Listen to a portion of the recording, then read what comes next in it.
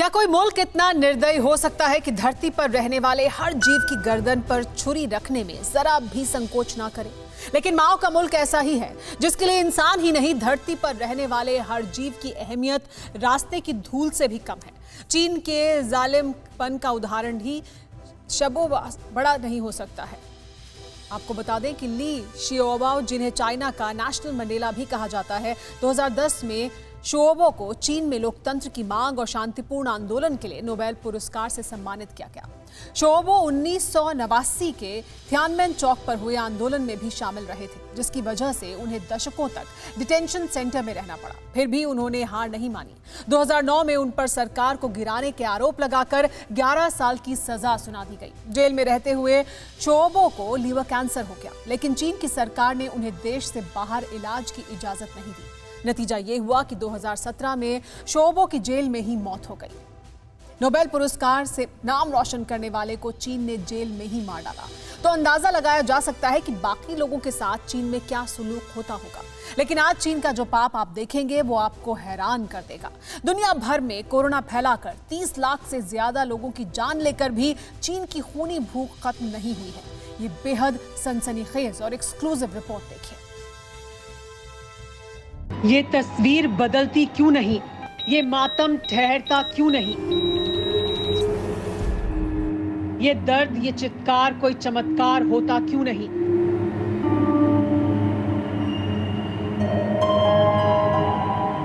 शहरों की गलियों में, मोहल्ले के चौक चौराहों पर, बाजारों में, चौबारों पर सन्नाटा छटता क्यों नहीं? जो अस्पतालों में हैं वो जिंदगी की जंग लड़ रहे हैं, जो अस्पतालों के बाहर हैं वो दुआ कर रहे हैं, इस उम्मीद के साथ कि ये स्याह रात कटेगी।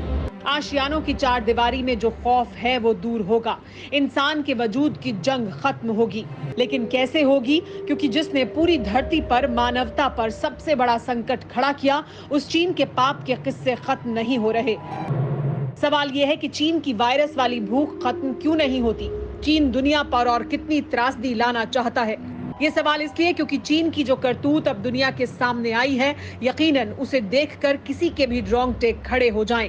इसीलिए कलेजा थाम कर बैठिए, क्योंकि जो आप देखेंगे, जो आप जानेंगे, वो हैरान करने के साथ ही परेशान भी करेगा।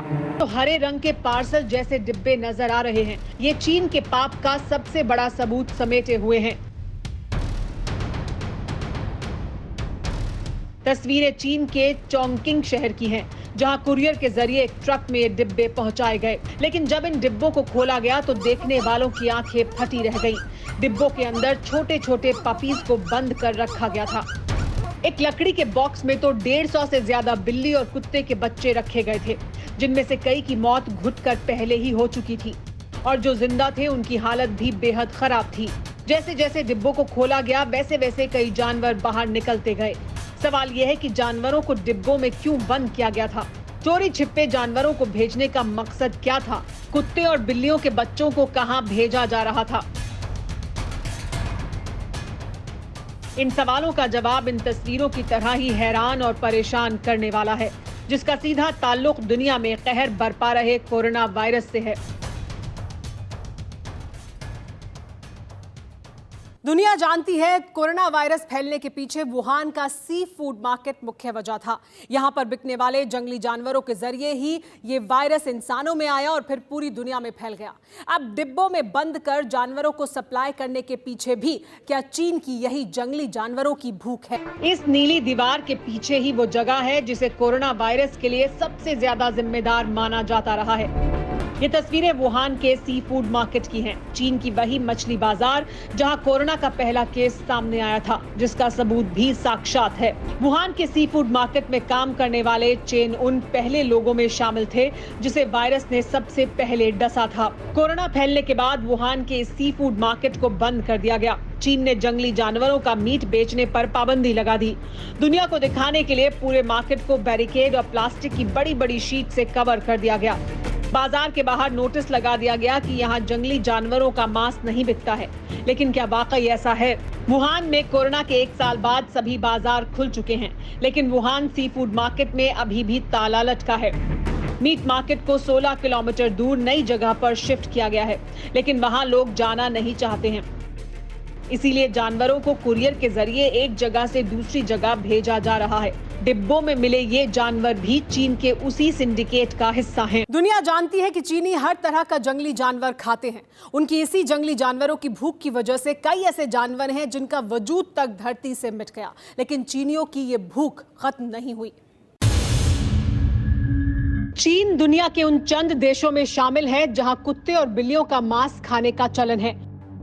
यहां तक कि चीन में डॉग मीट फेस्टिवल होता रहा है, लेकिन कोरोना के बाद पिछले साल चीन ने कुत्ते और बिल्लियों के मांस की बिक्री पर पाबंदी लगा दी थी। 12 अप्रैल को चीन में प्रस्ताव पास किया गया, जिसके मुताबिक मांस के लिए कुत्ते बिल्लियों की बिक्री गैर कानूनी होगी। प्रस्ताव में कुत्तों को साथी पशु का नाम दिया गया। इससे पहले चीन में हर साल करीब 2 करोड़ कुत्ते मीट के लिए मार दिए जाते थे। इतना ही नहीं, चीन में डॉग मीट फेस्टिवल तक होता था। लेकिन इसे चीन का जानवरों के प्रति प्यार समझने की भूल कतई ना करें।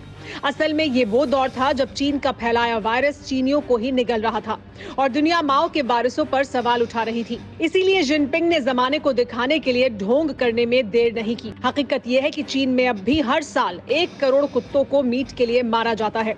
डिमांड के मुताबिक एक जगह से दूसरी जगह जानवर सप्लाई किए जाते हैं,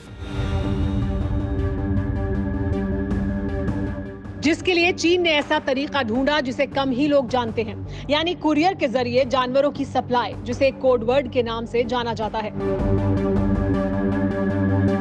जानवरों को ऑनलाइन ऑर्डर किया जाता है, जिसके बाद खास तरह के बॉक्स में जानवर भेजे जाते हैं। इन डिब्बों को ब्लाइंड बॉक्स कहा जाता है। डिब्बों में रोशनी या हवा आने की कोई जगह नहीं होती, इसीलिए मंजिल तक पहुंचने से पहले ही ज्यादातर जानवरों की मौत हो जाती है।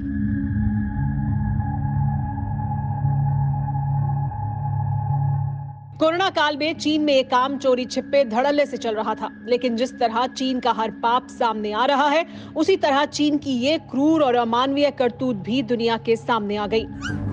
जरा देखिए इन मासूम जानवरों को, इन्हें देखकर किसका दिल ना पसीज जाए, लेकिन माओ के वारिसों के लिए ये सिर्फ पेट भरने का जरिया है।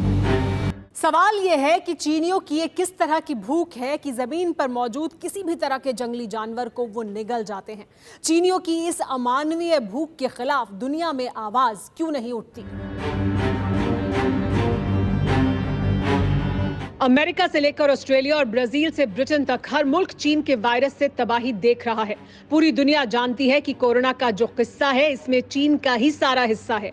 बावजूद इसके कोई भी देश खुलकर चीन के खिलाफ आवाज बुलंद नहीं कर सका। इतना ही नहीं, अब तो दुनिया कोरोना को लेकर चीन का नाम लेने से भी कतराने लगी है। लेकिन हम नहीं रुकेंगे। हम चीन के हर उस पाप को सामने लाते रहेंगे जो धरती पर मानवता के लिए खतरा है, क्योंकि चीन की करतूतों पर आज की खामोशी भविष्य की नस्लों के लिए भी खतरे की घंटी बन सकती है। फिक्र आपकी, सोमवार से शुक्रवार रात 9 बजे सिर्फ TV9 भारतवर्ष पर।